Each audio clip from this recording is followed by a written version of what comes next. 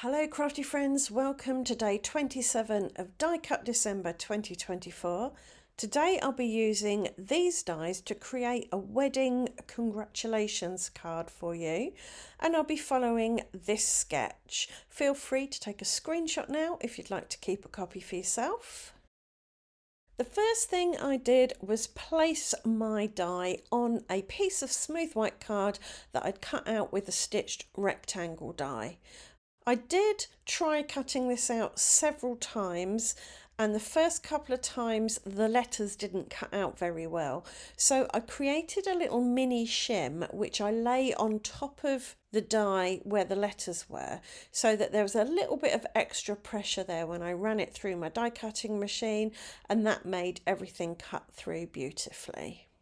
Next, I took another panel of smooth white card that I cut with stitched rectangle die, and I blended on a nice thick layer of Victorian Velvet Distress Oxide. I picked this colour because it's a very weddingy colour to me. I'm not sure why. My wedding, we had blue as our main colour, a kind of indigo, but Victorian Velvet just says wedding. So I used that, put down a nice thick layer. And because it was sitting on my desk from yesterday's video, I picked up my big marble stamp and I spritzed it with water. I then laid it down on top of the Victorian Velvet and gently patted it so that the water on the stamp would come into contact with the ink and hopefully lift off. And I did it gently because I didn't want to accidentally shift it.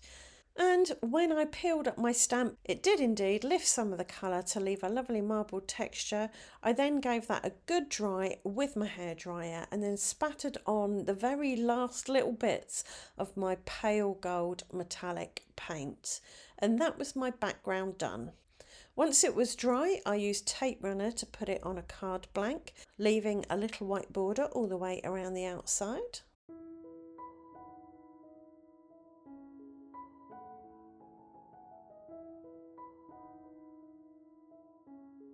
Next, I put some thin foam tape. It's only 1mm thick. I put it on the back of my die cut piece and then used my T-square ruler to help me get that lined up on the coloured panel that I'd put on the card blank. And now you can see that lovely colour coming through all the apertures, including the letters. As a finishing touch, I brought in some pale gold Nouveau drops, which I added in a little line before and after the word, and that was this card done. But what if you like the look of this and you haven't got one of those kind of all-in-one aperture lacy edged word dies? Well, I'm going to show you a few ways that you might achieve a similar look. I've got two dies here. Both of them are scalloped border dies. The one in the top left, the coppery coloured one, is a little bit more ornate than the one in the bottom, but I just taped the dies in place, ran them through my die cutting machine, and then I took a third stitched rectangle panel, sliced it in half along an angle, and then used an old Stampin' Up punch that I got from a charity shop to punch a scalloped border along the top portion of the card panel. To add a little bit more interest and detail, I just took a pin and I poked holes along the edge of the scallop. You'll be able to see those more clearly in some close-up photographs in a minute. So all that gave me 3 more top portions to work on, 3 more bits with the scalloped edge. On one of them, I placed some alpha dies and spelt out the word congrats. I didn't do congratulations because I was being a bit lazy, and I thought congrats would be okay for just showing you the technique. So I've got these little ones. These are from Crafter's Companion, I think. They're part of their mini die set range. And I lined those up so that the curve of the word followed the curve of the edge. I then popped a bit of post-it tape very carefully over the top so as not to jog them at all, and then ran them through one of my die cutting machines, and that gave me some apertures, a bit like the apertures in the original card. For the bottom portions of these 3 cards that I'm going to show you, I just went into my box of backgrounds and bits, grabbed 3 backgrounds and die cut from them using the big stitched rectangle die.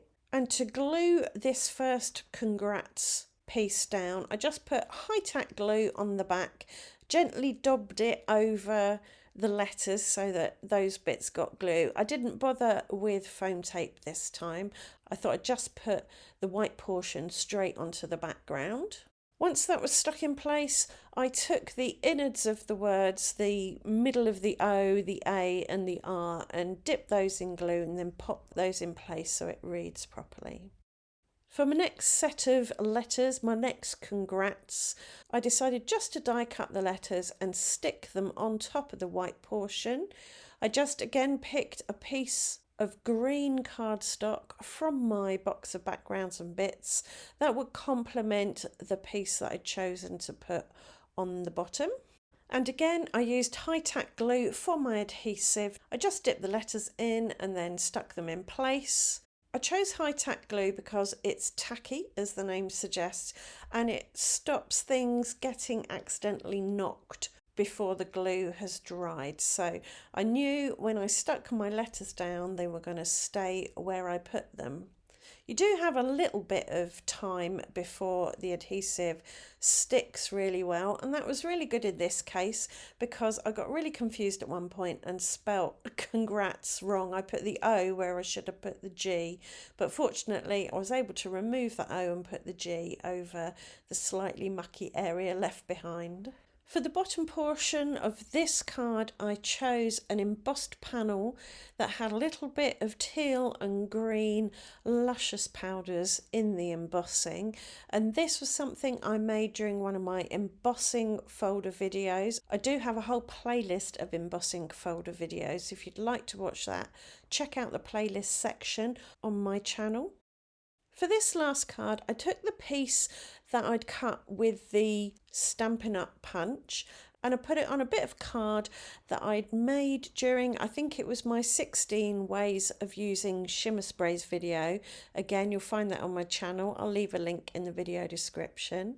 Because the punch left a straight scalloped edge, if you see what I mean, I was able to die cut the word congratulations using a word die out of copper cardstock, and it mirrors the straight edge of the scalloped piece. There's no wave. I hope you can see what I mean. And to finish off all my cards, I decided to add some more Nouveau drops. On the coppery cardstock, I used copper penny Nouveau drops, but on the other 2, I just went back to using gold for a bit of contrast. I did decide that the congrats on the leafy card was a bit pale. It could have done with a bit more colour behind it.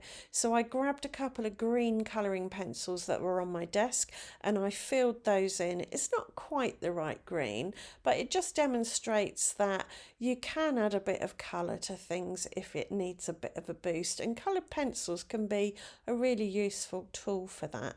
And that's today's card and today's video finished. I hope you've enjoyed it and it's given you plenty of ideas to play with.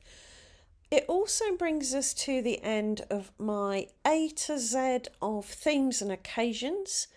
Tomorrow's video is going to be 10 masculine cards made using die cuts, so I hope you'll join me for that. And then the last 3 videos of Die Cut December 2024 are going to be viewer's choice. So earlier in the month I asked everyone if they had any ideas that they'd like me to include in Die Cut December, and those are going to appear, or at least some of them are going to appear. Couldn't do all of them. Some of them are going to appear in the last 3 videos of the month. Right, I think that will do from me. Thank you for watching and I'll see you very soon. Bye for now.